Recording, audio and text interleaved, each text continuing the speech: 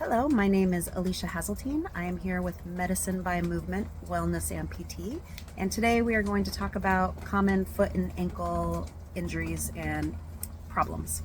The foot is extremely complex, so it's not meant to encompass everything, nor are the exercises going to target everyone, but we are going to talk about 3 different injuries that are fairly common and some common exercises that are often needed for each of those.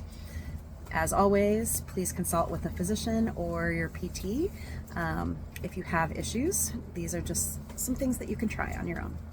So the first issue that we see quite often is what's called plantar fasciitis. I think most people have probably heard that term before. The plantar fascia is actually a fascial structure that sits underneath the arch of your foot. So it attaches from your heel and it goes to the undersurface of your big toe.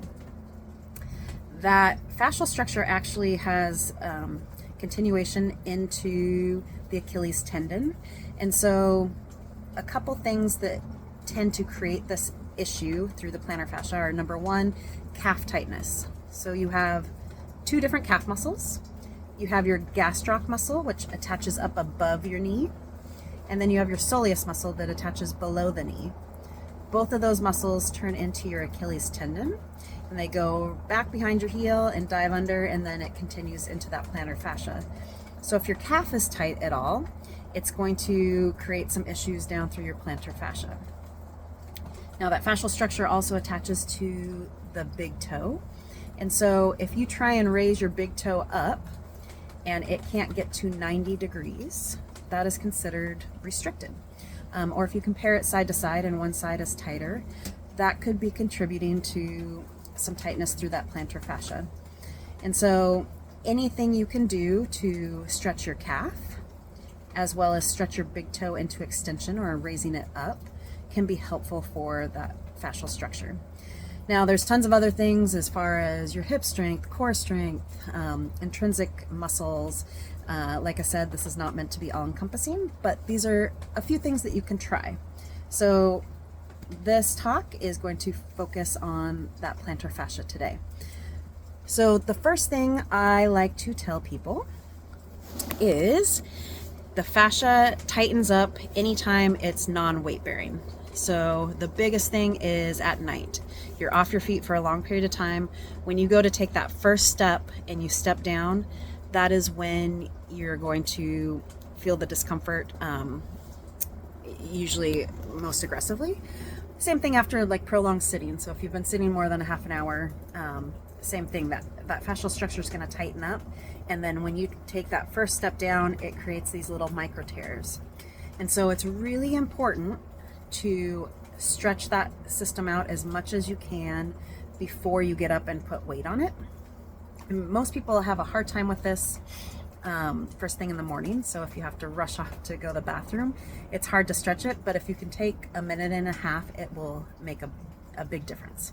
So number one is I tell people to do this 3-step stretching program first thing in the morning before you step out of bed, or if you've been sitting for a long period of time. So step 1, so the 3-step plantar fascia stretching program that you should do first thing when you get out of bed, or if you've been sitting for a prolonged period of time, is if you can comfortably get your leg across your lap, that's ideal. Otherwise you can bend forward and do this. But step 1 is you're just pulling your foot up. So I'm stretching the back side of my calf by pulling this guy up, and I'm holding it about 30 seconds. After 30 seconds passes, I let my foot down. Then I'm going to grab my big toe, and I'm pulling my big toe up as well as my calf. So now I'm stretching the calf, but also down through that fascial structure. So I have my Achilles on stretch and my plantar fascia. After 30 seconds goes by, I relax again. And then the last one, you do the exact same thing, but now I use my other hand, and I like to just kind of use this thenar eminence here, this fatty part of your thumb, and I just rub up about 15 times. And sometimes this is tender. You can decide how much pressure you put through here, but you're just trying to stretch that tissue out a little bit before you take that first step. and then you are good to go. So the second thing that I like to instruct people to do when they have plantar fasciitis is some kind of soft tissue massage to the arch itself. This can be manually using your hands, using like a tennis ball. I tell people a water bottle works perfectly. So you're just going to place it down on the ground. You can do this sitting or standing, but I'm just going to roll my foot forward and roll it back.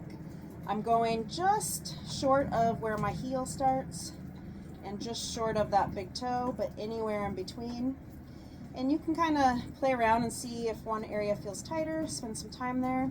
I've had people actually freeze a water bottle and get an icing effect at the same time, but the idea is just to kind of roll that guy out. And then the last part of the plantar fascia treatment would be stretching those calf muscles. And so, like we talked about, the gastroc muscle attaches up above your knee. So to stretch this, I want my leg that I'm stretching, my foot and toes to be pointing forward, my heel to stay down on the ground, my knee will stay straight, and I'm just lunging forward until I feel a gentle stretch in the calf. You're going to hold it about 30 seconds and then come out of it.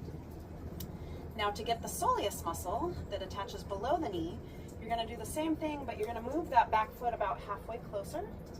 Then you're going to bend that back knee. My toes are still pointing forward, my heel is still down, and then I'm going to lunge forward, and you should feel this one lower down, kind of by the Achilles. If you feel it in the front of the ankle, then you should watch my video on talar crural joint or ankle tightness, and we'll address that then. Otherwise, hold for 30 seconds and do about 3 of each of those.